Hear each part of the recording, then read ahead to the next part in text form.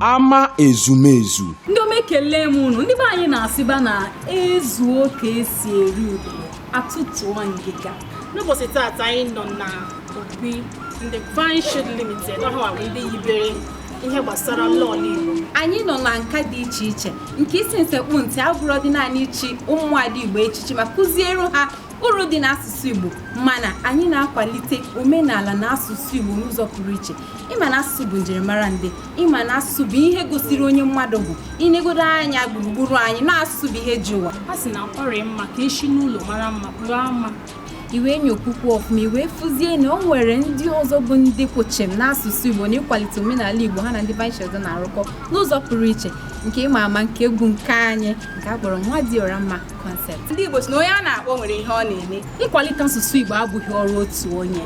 Onye mere iji hụrụ ndị lọọlọ nọ onye ọbụla na-atinye aka na-ekwu okwu na-eme ọtụtụ ihe maka gịnị? Maka nkwalite asụsụ Igbo. Onye mere Nwadioramma concept ji wee jikọọ ọnụ ha na Vine Shield wee na-eme ihe a na-ekwu okwu ya wee na-akụkọrịta ya bụ egwu maka na ndị be anyị siri gịnị na igwe bụ ike. Anyị wee sịkwa na anyị ụkọ mmamiri ọnụ ọgba ụfụfụ ya wee na-asị gịnị bịa n'ụlọ ọrụ Vine Shield kpọta nwa gị ka o soro na ezumezu. Ana m asị gị akpọghị okwu ebe ọbụla ị nọ ka izite nwa gị na ụlọ ebe anyị na-akụziri ụmụaka Igbo nke akpọrọ ama ezumezu.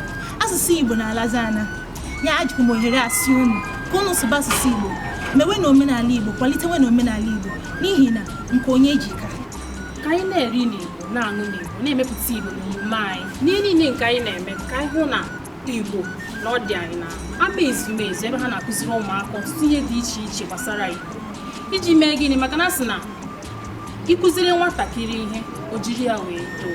Anyị chọrọ ịnwude ha na ntakịrị. Igbo bụ nke anyị, Igbo bụ nke anyị taa na echi. Ka emesịa Ama ezumezu ebe nnọkọrịta ụmụaka.